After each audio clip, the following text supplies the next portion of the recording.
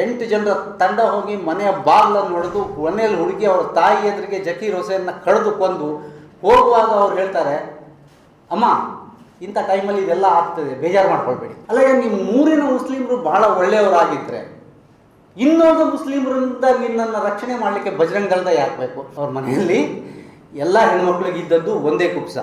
ಒಬ್ಬ ಹೆಂಗಸು ಆ ಕುಪ್ಸ ತಗೊಂಡು ಹೊರಗೆ ಕೆಲಸ ಮಾಡಲಿಕ್ಕೆ ಬರಬೇಕು, ಅವರು ಇನ್ನೊಬ್ಬರು ಒಳಗಿಂದ ಹೊರಗೆ ಬರಬೇಕು ಅಂತಾದರೆ ಈ ಕುಪ್ಸವನ್ನು ಅವ್ರಿಗೆ ತೆಗೆದುಕೊಟ್ಟು ಅವ್ರು ಬರಬೇಕು. ಇಲ್ಲದೇ ಇದ್ದರೆ ಅವರು ಬರೀ ಸೀರೆಯನ್ನು ಹೊತ್ಕೊಂಡಿರುವಂಥವ್ರು.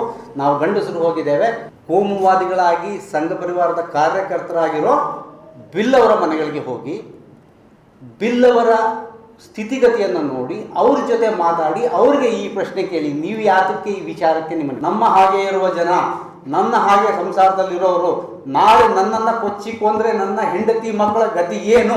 1990ರಲ್ಲಿ ಸಂಘ ಪರಿವಾರದವರು ಈ ರೀತಿ ಮಾತಾಡ್ತಿರ್ಲಿಲ್ಲ. ಆದರೆ ಅವರು ಆಡ್ತಿದ್ದ ಮಾತುಗಳ ಹಿಂದೆ ಈ ದ್ವೇಷ ಇನ್ನು ಮುಂದೆ ಯಾವ ಸ್ವರೂಪ ಪಡ್ಕೊಳ್ಳಿಕ್ಕಿದೆ ಅಂತ ಮೊದಲಾಗಿ ನಮಗೆ ತೋರಿಸಿದವರು ಲಂಕೇಶ್ ಅವರು. 1990ರಲ್ಲಿ ಅದ್ವಾನಿ ರಥಯಾತ್ರೆಯ ಪ್ರಯುಕ್ತ ನ್ಯಾಷನಲ್ ಕಾಲೇಜ್ ಗ್ರೌಂಡಲ್ಲಿ ಮಾತಾಡಲಿಕ್ಕೆ ಬಂತು.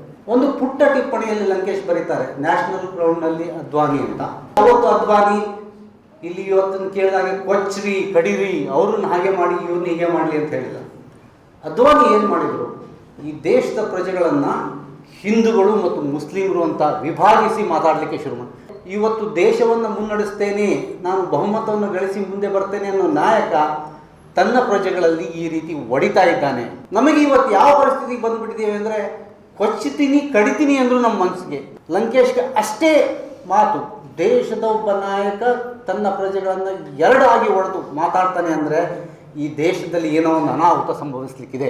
ಎರಡನೇದು, ರಾಜಶೇಖರ್ ಆದಿಯುಪ್ಪಿ ಘಟನೆ ಬಗ್ಗೆ ಲಂಕೇಶ್ ಪತ್ರಿಕೆಗೆ ಬರೀತಾ ಮೊದಲೆಲ್ಲ ಘಟನೆಯನ್ನು ವಿವರಿಸ್ತಾರೆ. ಕೊನೆಗೆ ಒಂದು, ನಾನು ರಾಜಶೇಖರ್ ಜೊತೆಗೆ ಆಗಿದ್ದೆ, ನಾವಿಬ್ಬರು ಹಾಜಬ್ಬ ಮತ್ತು ಹಸನಬ್ಬ ಅವರ ಪೆಟ್ಟು ತಿಂದು ಆಸ್ಪತ್ರೆಯಲ್ಲಿ ಇದ್ದರು. ಅವರನ್ನು ನೋಡಲಿಕ್ಕೆ ಹೋಗಿದ್ದೆವು.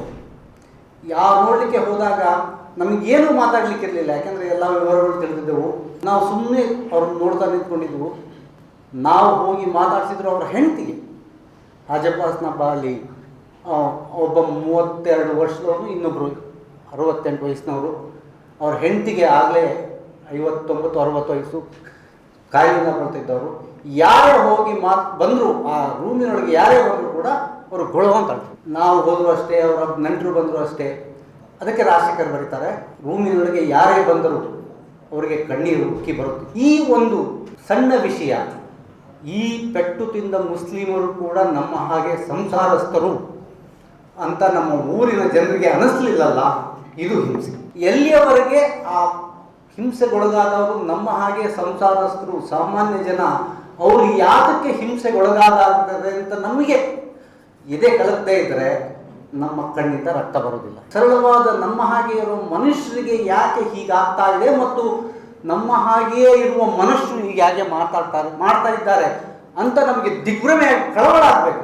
ಸಾಧಾರಣವಾಗಿ ನಮ್ಮ ಪತ್ರಿಕಾ ವರದಿಗಳಲ್ಲಿ ಹೇಳುತ್ತದೆ, ದುಷ್ಕರ್ಮಿಗಳ ಒಂದು ಗುಂಪು, ದುಷ್ಮರಿಗಳ ಒಂದು ಗುಂಪು ಅನ್ಯ ಧರ್ಮೀಯರ ಮೇಲೆ ಹಲ್ಲೆ ನಡೆಸಿತ್ತು, ಇಂಥವರು ಇಷ್ಟು ಆಸ್ಪತ್ರೆ. ಅಂದರೆ ಯಾರು ಹಿಂಸೆಗೊಳಗಾಗಿದ್ದಾರೆ, ಯಾರು ಹಲ್ಲೆ ಮಾಡಿದ್ದಾರೆ ಅವರನ್ನು ಅಂಕಿ ಸಂಖ್ಯೆಗಳಿಗೆ ಜೋಡಿಸಿ ಅವರು ಯಾರು ಅಂತ ನಮ್ಮಿಂದ ಮರೆಮಾಚುವ ಒಂದು ದೊಡ್ಡ ರಾಜಕೀಯ ನಡೀತಾ ಇದೆ.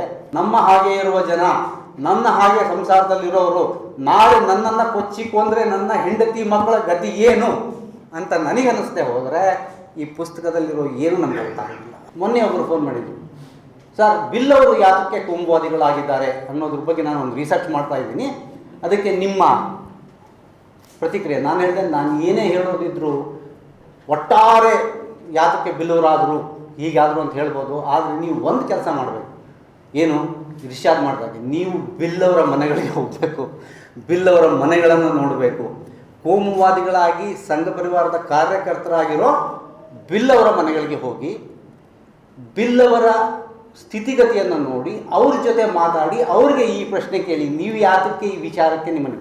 ಹಾಗಾಗಿ ಸಣ್ಣ ಸಣ್ಣ ಕಥೆಗಳನ್ನು, ಹಿಂಸೆಗೆ ತುತ್ತಾದವರು ಮತ್ತು ಹಿಂಸೆಗೆ ಮಾಡ್ತಿರೋರು ಅವರ ಸಾಮಾಜಿಕ ವಿವರಗಳನ್ನು, ಅವರ ಸಾಮಾಜಿಕ ಐಡೆಂಟಿಟಿಯನ್ನು, ಅವರು ಯಾತಕ್ಕೆ ಈ ರೀತಿ ಆಗಿದ್ದಾರೆ ಅನ್ನೋ ಕಾರಣ ತಿಳ್ಕೊಳ್ಳದೆ ನಾವು ಈ ಹಿಂಸೆಯನ್ನು ನಿಲ್ಲಿಸಲಿಕ್ಕೆ ಸಾಧ್ಯವೇ.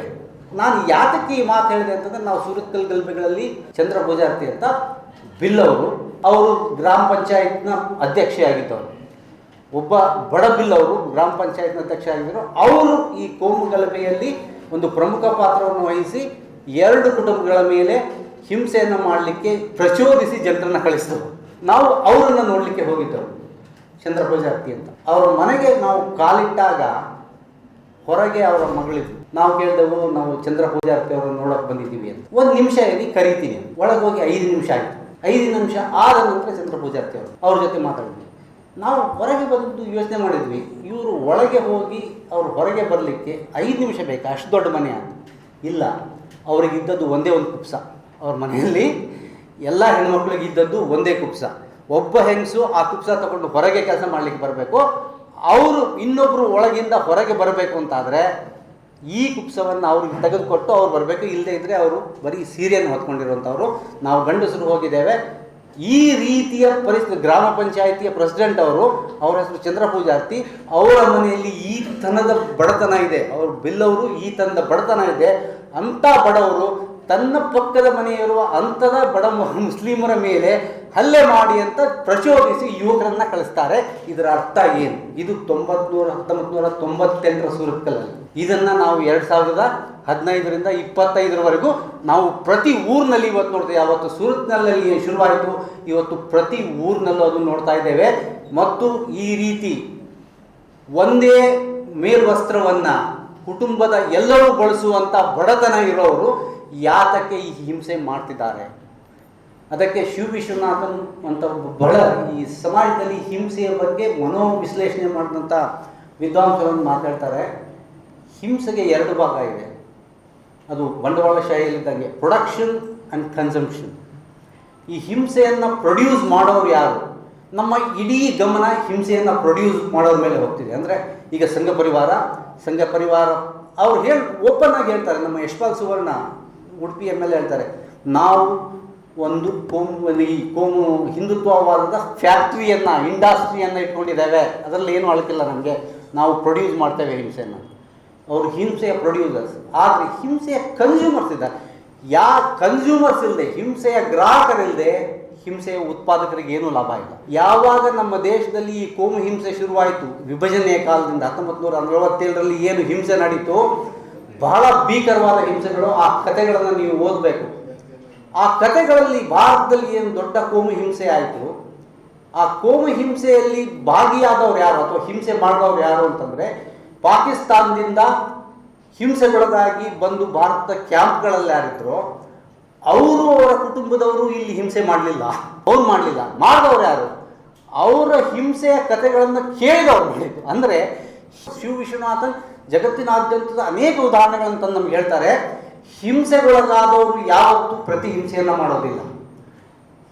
ಇರ್ಷಾದ್ನ ಪುಸ್ತಕದಲ್ಲಿ ಬಹಳ, ಹಿಂದೂಗಳಿರಲಿ ಮುಸ್ಲಿಂ, ಹಿಂಸೆಗೆ ತುತ್ತಾದವರು ಯಾರು, ನನ್ನ ಮೇಲೆ ಹಿಂಸೆ ಮಾಡಿದವ್ರಿಗೆ ನಾನು ಹಿಂಸೆ ಮಾಡ್ತೇನೆ ಅಂತ ಓದೋ ಉದಾಹರಣೆಗಳಿಲ್ಲ. ಹಿಂಸೆಯ ಗ್ರಾಹಕರು ಯಾರು? ಹಿಂಸೆ ಒಳಗಾದವರಲ್ಲ, ಹಿಂಸೆಯ ಕಥೆಗಳನ್ನು ಕೇಳಿದವರು. ಇವರು ನಿತ್ಯವೂ ಅಂತ ಕಥೆಗಳನ್ನು ಉತ್ಪಾದನೆ ಮಾಡಿ ಈ ಬಡವ ಜನಾಂಗಕ್ಕೆ ಕೊಡ್ತಾ ಇದ್ದಾರೆ.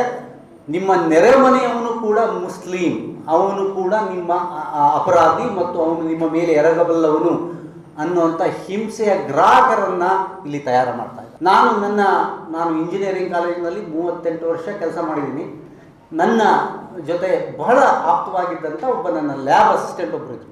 ಭಾಳ ಅವನಿಗೆ ಸಂಬಳ ಏನು ಜಾಸ್ತಿ ಸಿಗ್ತಿರಲಿಲ್ಲ. ಡಿಗ್ರಿ ಮಾಡ್ಕೊಂಡಿದ್ದ, ಸಂಬಳ ಏನು ಜಾಸ್ತಿ ಸಿಗ್ತಿರಲಿಲ್ಲ. ಮತ್ತು ನಾನು ಅವನ ಜೊತೆ ಬಹಳ ಆತ್ಮೀಯವಾಗಿರೋದ್ರಿಂದ, ಮತ್ತು ನಾನು ಪ್ರೊಫೆಸರ್, ಅವನು ಲ್ಯಾಬ್ ಅಸಿಸ್ಟೆಂಟ್ ಅಂತ ತಿಳ್ಕೊಳ್ಳದೆ ಅವನ ಜೊತೆ ಅವನ ಕಷ್ಟ ಸುಖ ಸಂಸಾರ ವ್ಯವಹರಿಸಿದ್ರಿಂದ ಅವನು ನನ್ನ ಬಗ್ಗೆ ಭಾಳ ಪ್ರೀತಿಯಿಂದ. ಅವನು ಪ್ರತಿನಿತ್ಯ ನಾನು ಹೋಗಿ ಬೀದಿಯಲ್ಲಿ ಭಾಷಣ ಮಾಡಿ ಈ ಹಿಂಸೆ ವಿರುದ್ಧ ಭಾಷಣ ಮಾಡ್ತಿರೋದ್ರಿಂದ ಅವ್ನು ಪ್ರತಿ ಪೇಪರಲ್ಲಿ ಓದ್ಬಿಟ್ಟು ಬಂದು ಹೇಳ್ತಾ ಇದ್ದ, ಸರ್ ನೀವು ಭಾಳ ಒಳ್ಳೆಯವರು, ಸರ್ ನೀವು ಭಾಳ ಒಳ್ಳೆಯವರು, ಎಷ್ಟು ಪ್ರೀತಿಯಿಂದ ನಮ್ಮನ್ನೆಲ್ಲ ಮಾತಾಡಿಸಿದಿರಿ, ಬೇರೆ ಪ್ರೊಫೆಸರ್ ಹಂಗೆಲ್ಲ ಮಾತಾಡ್ಸಲ್ಲ. ಆದರೆ ಒಂದು ಪ್ರಾಬ್ಲಮ್ ಇದೆ ಸರ್ ನಿಮ್ಮ ಹತ್ರ, ನೀವು ಸಾವಿರ ಪರವಾಗಿರ್ತೀರಿ. ನಾನು ಹೇಳಿದೆ, ಇಲ್ಲ ನಾನು ಸಾವಿರ ಪರವಾಗಿರ್ಲಿಲ್ಲಪ್ಪ, ಹಿಂಸೆ ಏನು ನಡೀತಿದೆ ಅದು ತಪ್ಪು ಅಂತ ಹೇಳ್ತಿದ್ದೀನಿ. ಈ ಸಾವಿರ ಮೇಲೆ ಹಿಂಸೆ ಆಗ್ತಿದೆಯಲ್ಲ, ಇದು ನಿಂಗೆ ಸರಿ ಅನ್ಸುತ್ತೆ. ಬಜರಂಗ್ ದಳದವ್ರು ಇಲ್ಲದೆ ಇದ್ದರೆ ನಾವು ಉಳಿತಾ ಇರಲಿಲ್ಲ ಸರ್ ನಮ್ಮೂರಲ್ಲಿ. ಸರಿಯಪ್ಪ ಸರಿ, ನಿಮ್ಮೂರಲ್ಲಿ ಮುಸ್ಲಿಮ್ರು ಇದ್ದಾರಾ ಇಲ್ವಾ? ನಿಮ್ಮ ಮನೆ ಸುತ್ತಮುತ್ತ ಮುಸ್ಲಿಮ್ರು ಇದ್ದಾರಲ್ಲ? ಇದ್ದಾರೆ ಸರ್. ಅವರು ನಿನ್ನ ಮನೇಲಿ ಬಂದು ಅಟ್ಯಾಕ್ ಮಾಡಿದಾರ? ಇಲ್ಲ ಸರ್, ನಮ್ಮ ಊರಿನ ಮುಸ್ಲಿಮ್ರು ಭಾಳ ಒಳ್ಳೆಯವರು.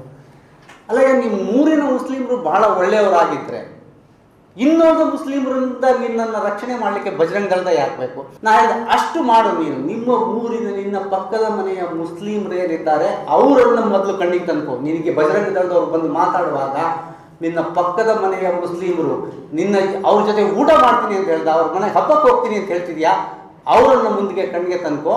ಆಗ ನೀನು ಪ್ರಶ್ನೆ ಮಾಡು, ಉಳಿದ ಊರಿನ ಮುಸ್ಲಿಮರು ಅದಕ್ಕಿಂತ ಭಿನ್ನವಾಗಿರ್ಬೋದಾ ಅಂತ. ಹುಡುಗನಿಗೆ ಏನನ್ನ ಕಲಿಸ್ತಾರೆ ಅದು ಯಾವಾಗ?